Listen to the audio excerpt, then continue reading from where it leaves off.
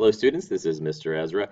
Just wanted to talk to you today about um, solving quadratic equations algebraically and what method is the best method. So we have been for several days, maybe a week or two, been working on lots of different ways to solve quadratic equations.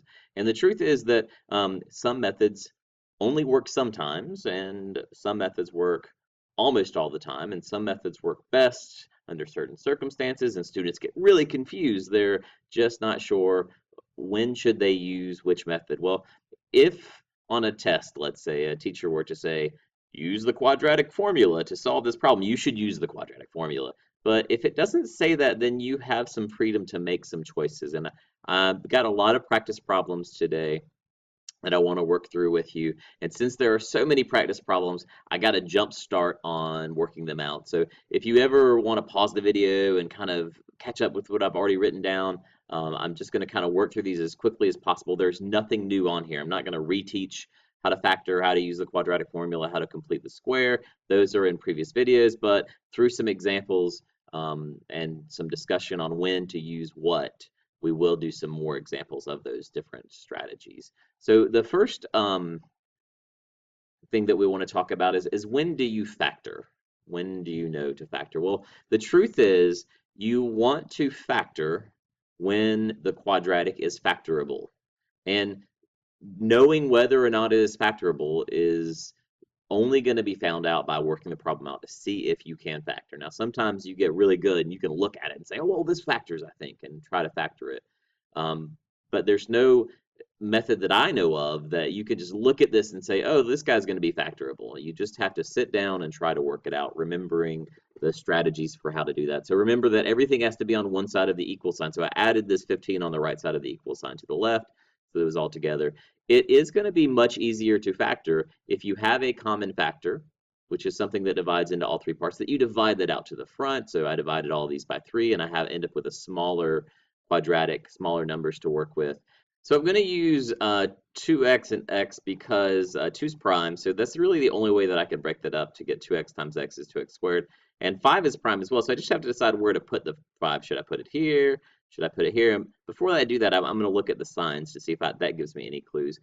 There's a positive at the end, which, remember, with factoring, that means that both signs are the same. So I look up here and I say, oh, it's minus 7x, which means that since they both have to be the same, and I'm going to add to get this middle part, they both have to be negative. Well, since they both have to be negative, I can see that what I want to do is put the 5 here and the 1 here, so that I get negative 5x on the inside and negative 2x on the outside, and together that gives me negative 7x. So the two solutions are going to be, when you set this equal to 0, 2x minus 5 equal to 0, you get 5 over 2. And when you set x minus 1 equal to 0, you get 1. And those are the two solutions that we got by factoring. In the second example, under the factorable, this may not look factorable to you, but when you start working it out, it actually is. I tried 2x here and 2x here because they multiply to give me 4x squared, but no combination of factors of 15 would work. So then I put 4x and x as my next. And there is a video on how to do this. There's a good method on how to do this.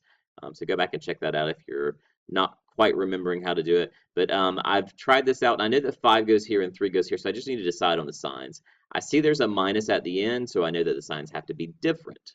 Well, since they're going to be different, I want the bigger of the two products. The outside is going to be larger to be positive, so I'm going to put the plus here and then the minus here. Let's see if that works. That's going to be positive 12, or 4x times 3, positive 12x, minus 5x, which is 7x, and that works out.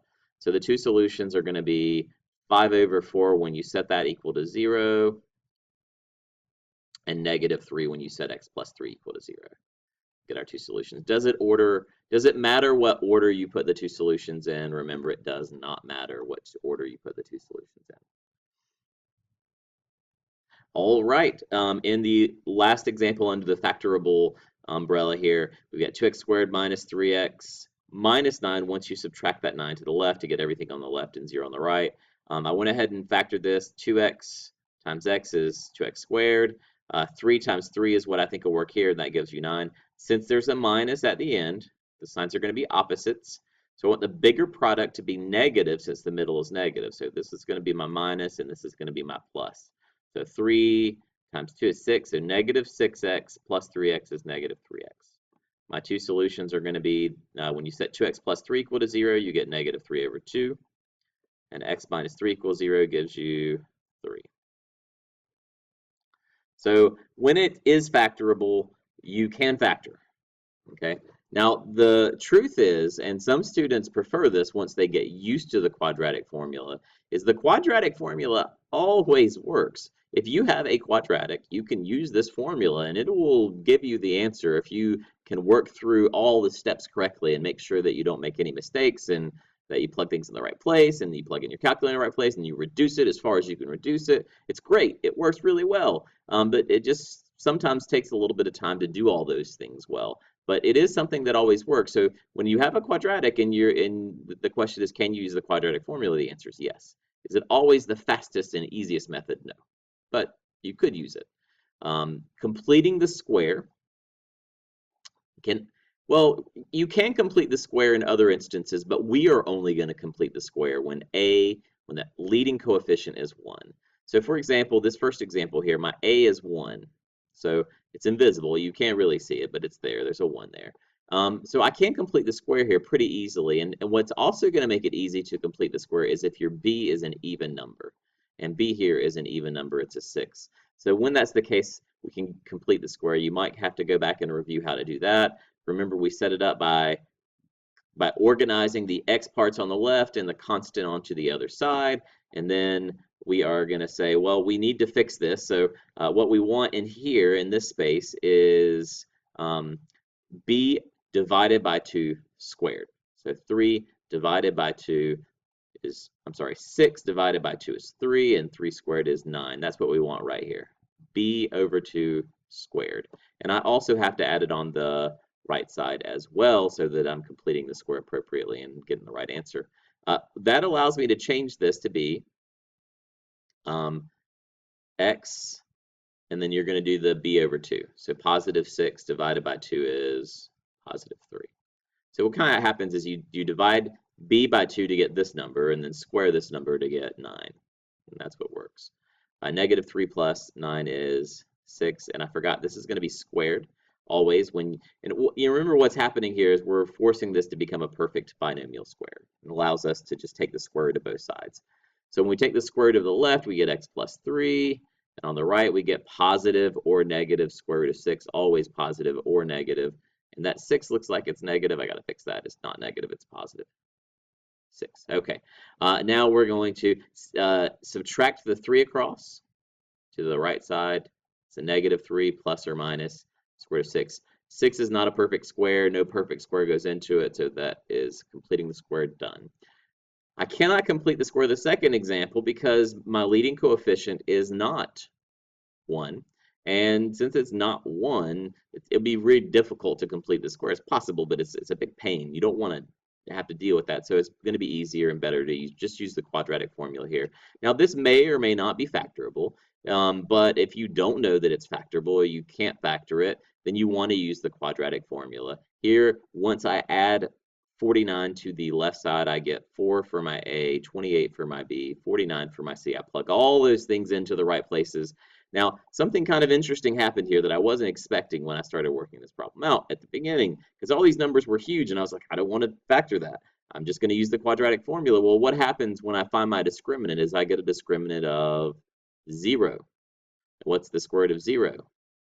0. So negative 28 plus or minus 0 is just negative 28. And all of this is over 2 times 4, which is 8.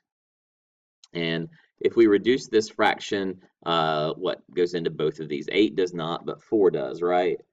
4 goes into 28 7 times. So this is going to reduce to just negative 7 over, and 8 divided by 4 is 2. You can always reduce fractions in your calculator if you have a graphing calculator by putting it in as division. So you can do like negative 28 divided by 8, and then hit the math button on your calculator and change it back to a fraction.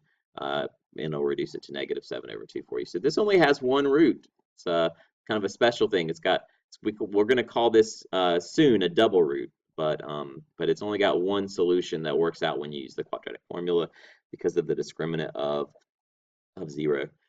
For the for the third example in this column, we might want to think about using the quadratic formula here at first because it starts with 2x squared, but you have this x squared on the right.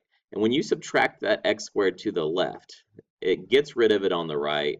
It becomes essentially like a 0 over here, right? And when you subtract 2x squared minus 1x squared, you're left with 1x squared. Well, now we have a leading coefficient of 1, and our b is even. So completing the square might be a pretty good choice here. Okay, so what goes into, sorry about that, what goes into the space that we left here after organizing it by subtracting 9 to the other side? Well, 2 divided by 2 divided by 2 squared, right? B over 2 squared. Well, 2 divided by 2 is 1, 1 squared is 1. So we're going to add 1 here, and we're also going to add 1 here. All right. That allows us to change the left side when we're completing the square to be x plus 1 squared. By writing it this way, it gives us permission algebraically to write it as this perfect square binomial. Half of 2 is 1, 1 squared is 1, it works. And on the right side, we're going to have negative 8. All right, I'm going to run out of space down here, so I'm just going to draw an arrow over here and give myself some more room. All right, so I'm going to take the square root of both sides, which is going to give me x plus 1 on the left, and the square positive or negative square root of negative 8 on the right. Okay, let's go ahead and I'm going to subtract over the 1, and I'll have plus or minus root negative 8. Now, the root of negative 8 has some things going on. It's got a negative 1. And 8 is divisible by 4. It's 4 times 2, right? So what's going to come out of this here? Well, let's go ahead and just come down and write what we know. We know that x is negative 1 plus or minus. And then this square root of negative 1 and square root of 4 are going to come out of from under this radical here. So square root of 4 is 2. The negative 1 is always going to be an I, imaginary.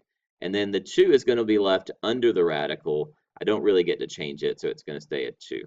The general order that we like is for when you have an imaginary part and an integer part and a radical part all in the same, we're going to put the number that's outside the radical first, then the I, then the root. It's not the only way to write it, it's just in general how we write it. And this is as simple as it is going to get.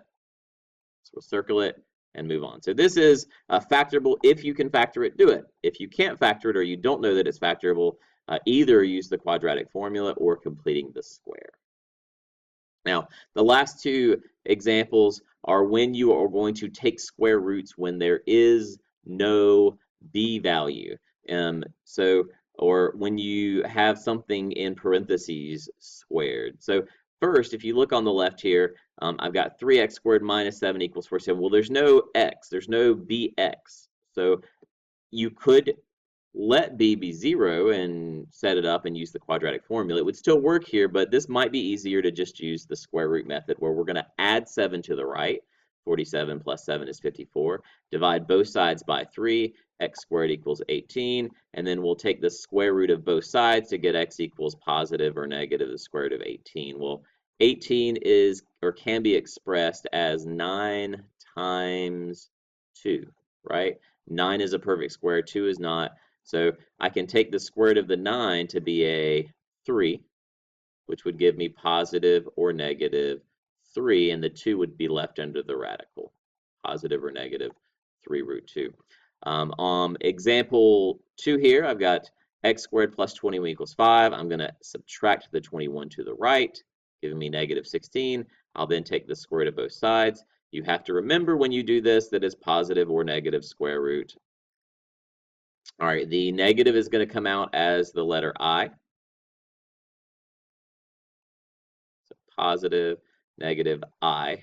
And the square root of 16 is 4. Well, I don't want to write it as I times 4. That's not generally how we write it. So when we end up with a perfect square like this, what we're going to do is put the square root of 16 first, which is 4. Now, once I take the square root of 16, it is no longer under a radical. It comes out, right, as a 4. And the square root of negative 1 comes out as an I. Every once in a while, I get a student who'll take the square root of 16 and they'll get 4, and then they'll want to take the square root again because 4 is a perfect square. Don't do that. Once you take a square root, it's no longer a radical. Okay, so we get x equals positive negative 4i.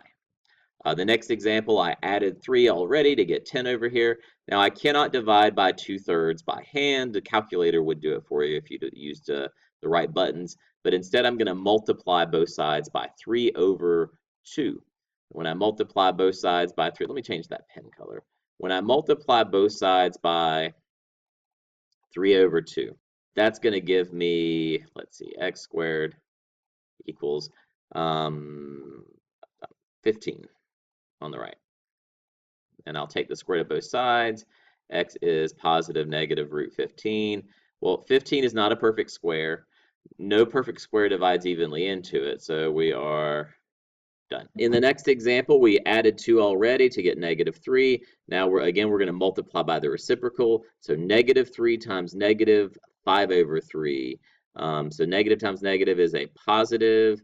And the 5 over 3 is going to give me, or negative 3 times negative 5 over 3 is going to give me positive 5. I'll take the square root of both sides. Positive or negative root 5 is my answer. Can't reduce that any further. So no B, go ahead and use the square root method. It might be the easiest method to use. This is a special case here where you have a perfect square. Binomial.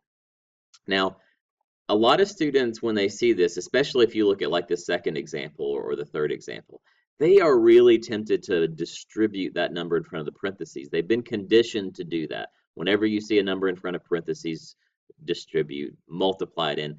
In this case, we cannot do that because this x plus 4 is squared. This x minus 4 is squared. And the order of operations says you have to handle things that are squared first before you multiply. So we would, before we multiplied by 1/3 or before we multiplied by 5, if we were going to do it this way, we would have to multiply x minus x plus 4 times itself. We'd have to square x plus 4 using the FOIL method, and then we could multiply 1/3 times what we got from that. And that is not at all what we want to do. Instead, we want to use algebra to solve these questions.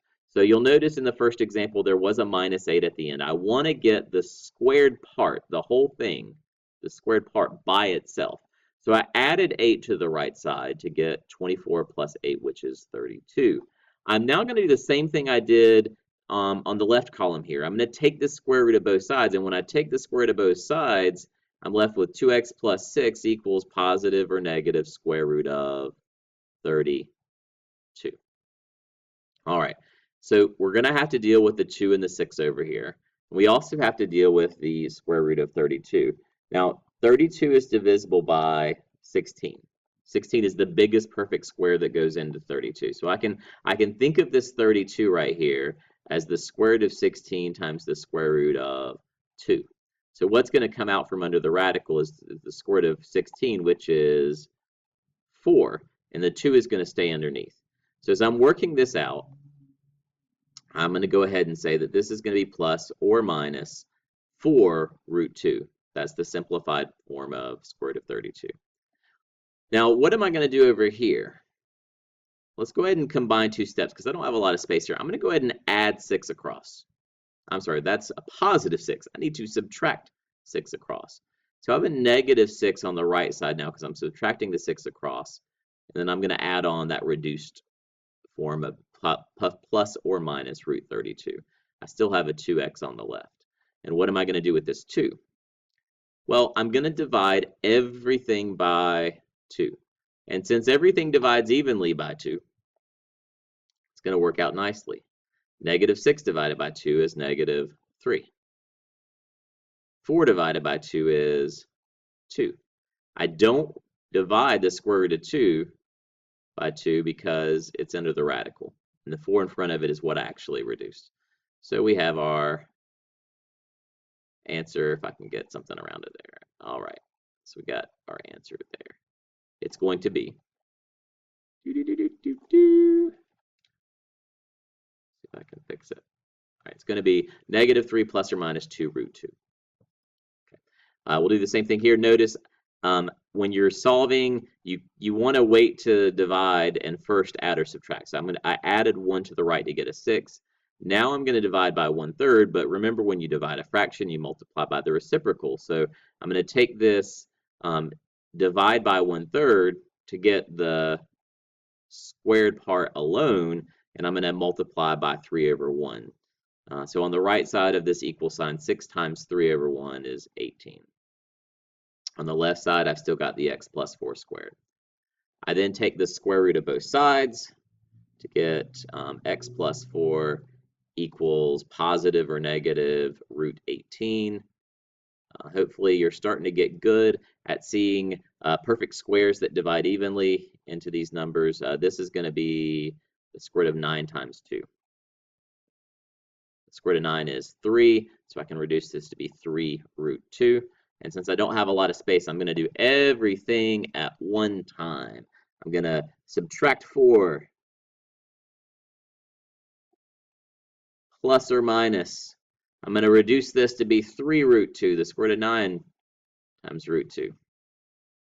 And that is my answer. X equals -4 plus or minus 3 root 2. In our last example, I've got 5, or not last, but the last one in this part. We got 5 times x minus 4 in parentheses squared. I can't distribute the 5. Instead, I divide both sides by 5. 125 divided by 5 is 25. And then I'm going to take the square root of both sides to get x minus 4 on the left and positive or negative root 25 on the right. Okay, well, add 4 to the right. And what is the square root of 25? That's right, it is 5. Well, do not leave your answer as 4 plus or minus 5 because there's no radical here. It was a perfect square. Now it's not a perfect square. Now it's a 5. I can actually add and subtract these numbers. So you want to make sure that you do that. 4 plus 5 is 9. 4 minus 5 is -1. All right. And our final example today, I know this video has gotten kind of long, but there were lots of questions on it, is a special case when x squared is on the inside. I'm not limited here and not being able to distribute because I'm not squaring this number like I was in the previous examples. So what I want to do here is I do actually want to distribute the 2 into the parentheses because to get the x part by itself, I've got to simplify a little bit. So what I'm going to do here is I'm going to go ahead and distribute this 2 into this parentheses to get 2x squared minus 10 equals, and I'll bring everything else down on the other side of the equal sign for now. Now you'll notice I just wrote this up here so I would have more space. Right now I've got to collect things, right? So what I would like to do, since I don't have a b part, I still only have squared parts, right? Is I'm going to collect those to one side of the equal sign using addition or subtraction. So I'm actually going to take this minus x squared and I'm going to add it to the other side. And when I add it over here, it kind of cancels out, right? And 2x squared plus x squared is 3x squared.